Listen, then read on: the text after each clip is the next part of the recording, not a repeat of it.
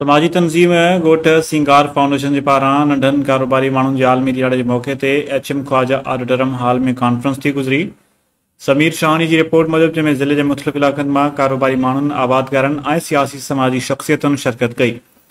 जॾहिं त उन मौक़े ते कॉन्फ्रेंस खे ख़िताब कंदे शहीद बेनज़ीर भुट्टो यूनिवर्सिटी जे vice chancellor professor doctor Amanat Ali Jalbani, assistant commissioner revenue Syed Ghazanfar Ali Shah, SF के programme manager Syed Javed Ahmed Shah, director agriculture Mohammad Ramzan Chana, समाजी अॻवान अकरम ख़ासकेली ऐं ॿिनि तक़रीब खे ख़िताब कयो।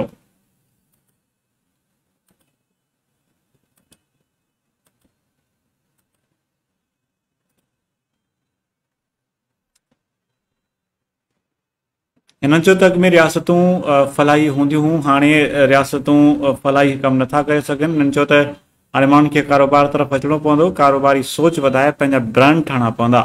हिन जो त ख़ुशी जी ॻाल्हि आहे त GFC नंढनि कारोबारी माण्हुनि जो आलमी दिहाड़ो मल्हायो आहे।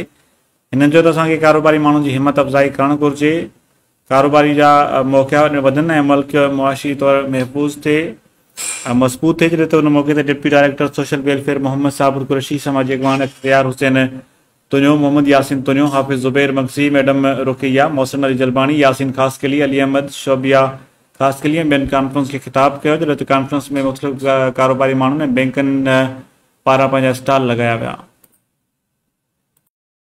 सस्टेनेबल डेवलपमेंट की ॻाल्हि कयूं था त उहा तॾहिं थींदी जॾहिं असां वटि ही जेके जागीरदारी जेको सिस्टम आहे, जेको असां वटि जेकी हेॾियूं ज़मीनूं जेके आहिनि, हज़ारे एकड़ ज़मीनूं मुख़्तलिफ़ चंद जेके आहिनि उहे ख़ानदाननि वटि आहिनि,